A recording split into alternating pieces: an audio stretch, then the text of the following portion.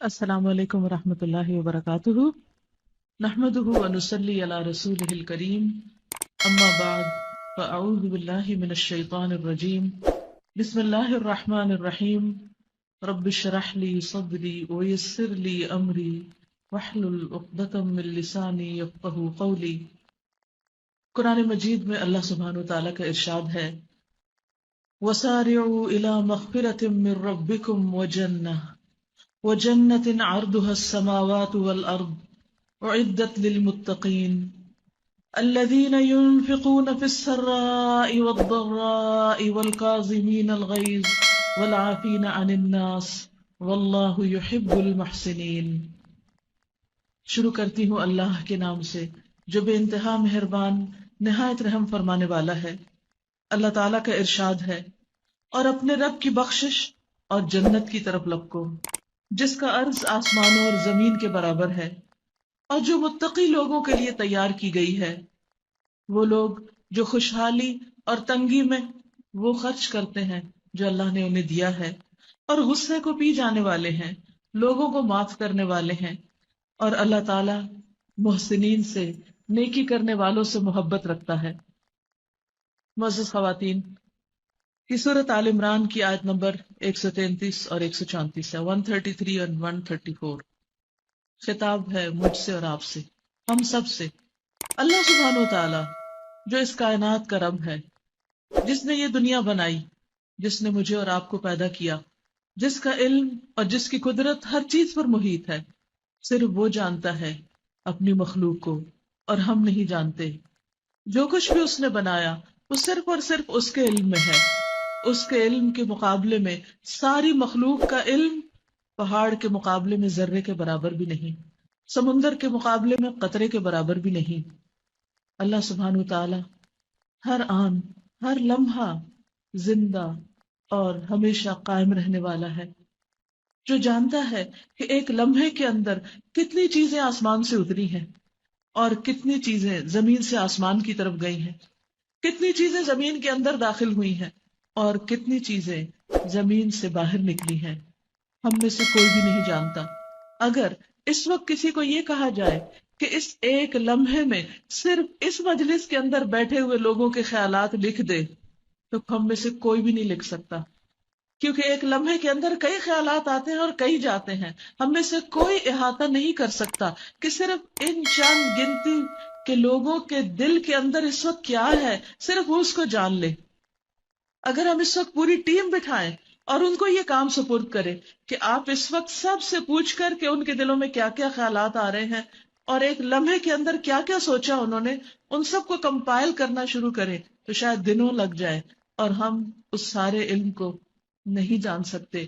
سوچئے اس پلانٹ کے اوپر کتنی مخلوق ہے، کتنے انسان ہیں جن کا شمار کوئی انسان صحیح طور پہ کر نہیں سکتا۔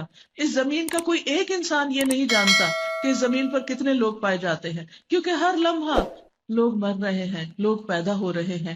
کتنی ہی روحیں ایسی ہیں جو اس وقت، جب سے میں نے بات شروع کی اس وقت سے لے کر اب تک، انسانوں کے جسموں سے نکل کر اللہ کی طرف جا چکی ہیں۔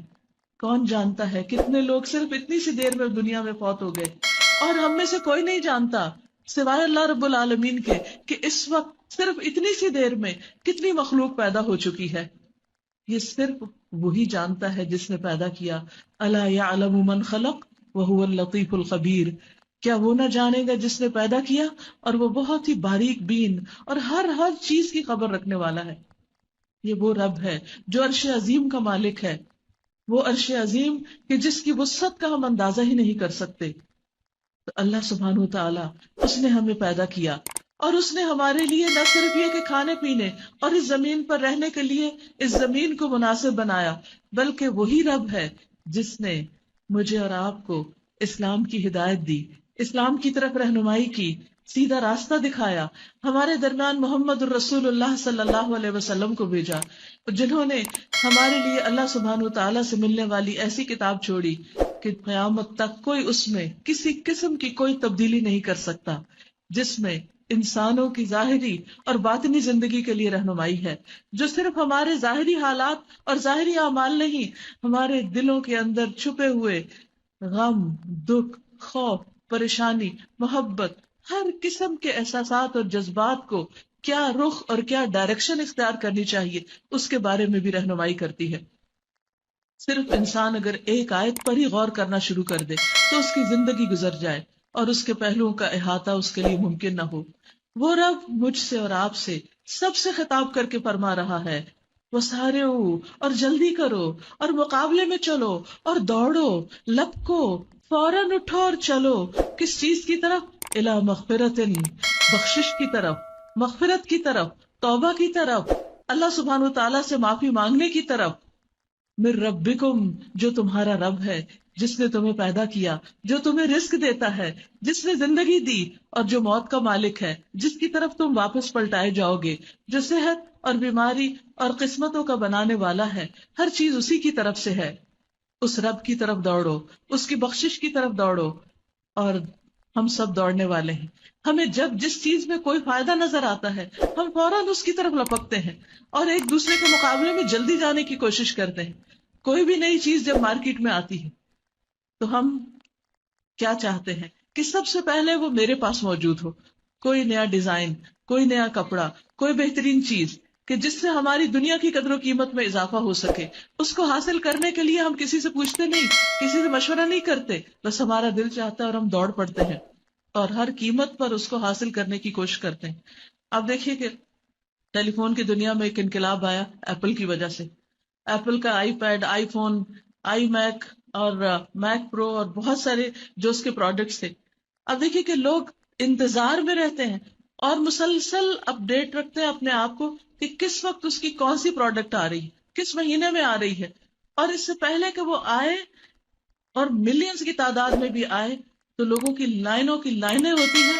دن رات دیکھنے والا حال ہوتا ہے کہ سب سے پہلے ہم ہوں اس کو حاصل کرنے والے. حالانکہ کیا ہے، اگر ایک دن لیٹ ہو گیا یا تھوڑے دن بعد ہی بھی کوئی چیز مل گئی تو مل ہی جائے گی.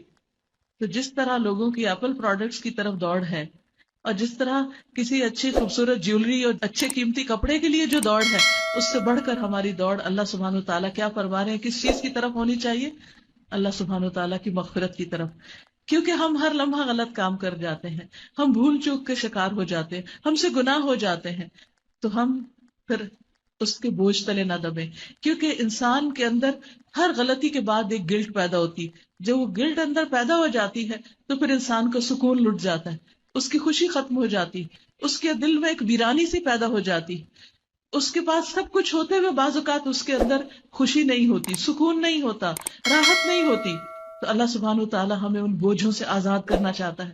ہمیں ہماری غلطیوں اور ہماری برائیوں کے شر اور ان کے کانسیکوینس سے نجات دلانا چاہتا ہے. تو وہ کیا چاہتا ہے کہ ہم اس کی طرف دوڑیں، دیر نہ لگائیں، اس بات کا انتظار نہ کریں کہ جب بوڑھے ہو جائیں گے تو حج کر لیں گے اور پھر سارے گناہ معاف کروا لیں گے. کون جیتا ہے تیری زلف کے سر ہونے تک، کس کو پتا کہ کب تک کون زندہ ہے. اس لیے کبھی بھی دیر نہیں لگانی چاہیے. اور اللہ سبحانہ و تعالیٰ خود فرما رہے کہ آ جاؤ، پلٹ آؤ اور اللہ کی طرف رجوع کر لو، اپنے بوجھ سے آزاد ہو جاؤ، اس گلٹ سے باہر نکل آؤ. سارے نفسیاتی مسائل ختم ہو جائیں گے، ساری ذہنی بیماریاں ختم ہو جائیں گی، ساری پریشانی اور غم اور دکھ اور تکلیفیں دور ہو جائیں گی اگر تم اپنے رب کی طرف دوڑ کر آؤ گے اور اپنے رب سے معافی مانگ لو گے. الی مغفرۃ من ربکم، وہ رب کوئی پرایا نہیں، وہ تمہارا سب سے اپنا ہے کیونکہ تم اس کے بنائے ہوئے ہو. اور جس نے بنایا اس سے زیادہ اپنی تخلیق اور اپنی مخلوق سے کون پیار کرنے والا ہے؟ ماں بناتی نہیں ہے، وہ صرف جنم دیتی ہے، لیکن اس کو اپنے بچے سے کتنا پیار ہوتا ہے. اور اللہ سبحانہ و تعالیٰ تو 70 ماؤں سے بڑھ کر پیار کرنے والا ہے، اسے اپنے بندے سے پیار ہے. اسی لیے یہ حکم دے رہا ہے کہ دوڑ کر آؤ، غلطی ہونے کے بعد فوراً پلٹ آؤ اور معافی مانگ لو، بخشش مانگ لو. اور اللہ سبحانہ و تعالیٰ اس بات سے کس قدر خوش ہوتے ہیں. اس کی مثال حدیث میں آتی ہے، آپ میں سے بہت سے لوگوں نے سن بھی رکھی ہوگی کہ جیسے کوئی شخص کسی صحرا میں ایک اونٹنی پر کھانا پینا لے کر سوار ہو اور پھر تھک جائے تو کہیں آرام کرنے کے لیے لیٹ جائے، اور جب سو کر اٹھے تو دیکھے کہ اس کی اونٹنی کہیں کھو گئی ہے اور اب اس کے پاس کوئی بھی نہیں، نہ کوئی انسان، نہ چرند، نہ پرند اور کوئی مددگار نہیں. ایسے میں اس کو سوائے اپنی موت کے اور کچھ نظر نہیں آ رہا اور وہ بے قرار ہو کر پھر رہا ہے کہ اچانک اس کی اونٹنی سامنے آ جاتی ہے اور وہ خوشی کے مارے چلا اٹھتا ہے کہ یا اللہ، میں تیرا رب اور تو میرا بندہ. یعنی بات الٹ دیتا ہے تو اللہ سبحانہ و تعالیٰ فرماتے ہیں کہ جس طرح اس بندے کی خوشی کا تم اندازہ لگا سکتے ہو جس کو نئی زندگی مل جائے، اللہ سبحانہ و تعالیٰ اس سے بھی زیادہ خوش ہوتا ہے، اس سے بھی زیادہ خوش ہوتا ہے جب بندہ اس کی طرف پلٹ آتا ہے۔ اس لیے صرف یہ کہتے رہنا کافی نہیں کہ میں بہت گناہ گار ہوں، میں تو ایک گناہ گار انسان ہوں، اور شیطان دل میں وسوسے ڈالتا ہے، اچھا تم نے فلاں غلطی کی نا، اب تمہاری تو معافی ہونی نہیں، آخرت میں تو تمہیں جنت ملنی نہیں، لہٰذا دنیا میں اور غلطیاں کر لو اور موج کر لو، لہٰذا وہ ہمیں اللہ تعالیٰ کی طرف آنے نہیں دیتا۔ اور اللہ سبحانہ تعالیٰ کیا چاہتا ہے اپنے بندوں کے لیے کہ بندے آئیں، دوڑ کر آئیں۔ ہم دیکھیے کہ جیسے ایک ماں بچے کی غلطی پر خواہ اس سے ناراض ہو، لیکن کیا ماں کبھی یہ چاہتی ہے کہ بچہ اس سے ہمیشہ کے لیے دور ہو جائے کیونکہ اس نے غلطی کر دی، کیونکہ اس نے ماں کو تنگ کیا یا ماں کی نافرمانی کی؟ جب بچے ہمارے ساتھ کچھ بھی ایسی بات کرتے ہیں تو باوجود اس کے کہ وہ ہمیں سخت تنگ کرتے ہیں، پھر بھی ہم کیا چاہتے ہیں کہ پلٹ آئیں، واپس لوٹ آئیں۔ بعض اوقات بچے ناراض ہو کر گھر سے نکل جاتے ہیں، ماں کیا چاہتی ہے کہ بچہ واپس آ جائے، کسی طرح پلٹ آئے، کیونکہ اس کا چین اور قرار لٹ جاتا ہے۔ یہ تو دنیا کی ایک ماں کا یہ حال ہوتا ہے جس کو اپنے بچے سے سچی محبت ہوتی۔ اللہ تعالیٰ نے ہمیں پیدا کیا ہے اور اس سے بڑھ کر ہمارا کوئی بھی خیر خواہ نہیں، وہ کبھی نہیں چاہتا کہ اس کے بندے آگ میں جلے، وہ کبھی نہیں چاہتا اس کے بندے بھٹکے، وہ کبھی نہیں چاہتا کہ اس کے بندے پریشانی میں زندگی بسر کرے، وہ کبھی نہیں چاہتا کہ بندے ذہنی بیمار رہیں یا قلبی تکلیف کا شکار رہیں۔ وہ چاہتا ہے کہ بندے اس کی طرف رجوع کر لیں اور پلٹ آئیں۔ اسی لیے وہ پکار رہا ہے وَسَارِعُوا إِلَىٰ مَغْفِرَةٍ مِّن رَبِّكُمْ، اور اگر بخشش ہو گئی، وہ رب راضی ہو گیا تو پھر تمہارے لیے جنت کے دروازے کھل جائیں گے۔ وہ جنت کی طرف دوڑو۔ ہماری دوڑ کس چیز کی طرف ہوتی ہے؟ دنیا کی طرف، چھوٹی چھوٹی چیزوں کی طرف۔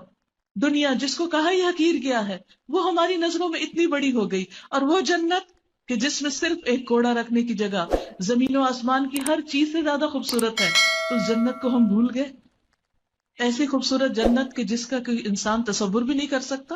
تو اللہ تعالیٰ فرماتے ہیں اسی شب و روز میں تم مت کھو کر رہ جاؤ، تم یہی کی دنیا میں مت کھو کر رہ جاؤ، تو صرف چند دن کی بات ہے۔ اگر تمہارے پاس دنیا کی ساری نعمتیں بھی ہوں تو بھی چھوڑ کر جانا ہے، کچھ بھی تو ساتھ نہیں لے جا سکتے۔ بڑے بڑے عالی شان گھروں میں رہنے والے سب کا انجام کہاں ہے؟ بالآخر ہم سب نے کہاں جانا ہے؟ اسی زمین کے 2 گز حصے میں، اور وہ بھی پتہ نہیں کہاں اور کیسا نصیب ہوتا ہے۔ اور وہ زمین کیسی ہے؟ وہ زرخیز زمین ہے یا کھاری زمین ہے یا ریتلی زمین ہے یا بدبودار مٹی ہے یا کیسی مٹی ہے؟ وہ زمین سب کا ٹھکانہ ہے، اس سے کوئی بھی بچ کے نہیں جا سکتا، اس سے کوئی بھی فرار حاصل نہیں کر سکتا، اسے کوئی بھی بائی پاس نہیں کر سکتا، کہیں اور نہیں جا سکتا۔ عزیز پیارے سے پیارے ہمارے، وہ ہمیں اپنے ہی ہاتھوں سے اتار کے چلے آتے ہیں، منو ٹنو مٹی کے نیچے دبا کے چلے آتے ہیں۔ تو اس لیے ہمیں اس دنیا کی حقیقت اچھی طرح معلوم ہونی چاہیے، اور دوسری طرف جنت کی حقیقت بھی، اور وہ جنت جو ہمیشہ کے لیے، جس کی خوشیاں لازوال ہیں، جس میں کوئی بھی چیز ناپسندیدہ نہیں، جس میں انسان کسی کی طرف سے کوئی بھی ہرٹ کرنے والی بات نہیں سنے گا۔ اب دیکھیے دنیا میں انسان کے پاس ساری نعمتیں ہوں، لیکن بعض اوقات کسی کی ایک چھوٹی سی بات اتنی تکلیف دے جاتی ہے کہ نرم سے نرم بستر پر بھی انسان کو چین نہیں آتا۔ اگر شوہر روگردانی کر لے، شوہر کسی اور عورت کی طرف متوجہ ہو جائے تو عورت کا کیا حال ہوتا ہے، خواہ دنیا بھر کی دولت اس کے قدموں میں ڈھیر کر دی جائے۔ تو ایسے میں دنیا میں انسان کے پاس مکمل راحت اور سکون اور خوشی ہے ہی نہیں، کیونکہ اللہ سبحانہ تعالیٰ نے اسے دنیا میں نہیں اتارا، اسے جنت میں رکھا ہے۔ دنیا میں جتنی بھی ہم خوشی کی تلاش میں مارے مارے پھریں، دوڑتے پھریں، کچھ سے کچھ کر لیں، ایک چیز جب ہمیں مل جاتی ہے اس کے بعد اس کا شوق ہی ختم ہو جاتا ہے، اس کے بعد ایک اور چیز ایکسپلور کرتے ہیں کہ وہاں سے خوشی ملے، جب وہاں سے تھوڑی بہت ہمیں لذت ملتی ہے پھر اس کا مزہ ختم ہو جاتا ہے، پھر کسی اور چیز کی طرف دوڑتے ہیں۔ تو دنیا کے پیچھے دوڑ دوڑ کر، مشرق سے مغرب تک، امریکہ سے آسٹریلیا تک دوڑ دوڑ کر، ہر طرح کی چیزیں دیکھ کر آخر میں انسان کے پاس کیا رہ جاتا ہے؟ ہر چیز پھیکی لگنے لگتی ہے۔ کوئی بھی چیز تو ایسی نہیں کہ جس کو انسان انجوائے کر سکے، جس پر انسان خوش ہو سکے۔ ہاں، وہ جگہ جنت ہے کہ جہاں بوریت نام کی کوئی چیز نہیں،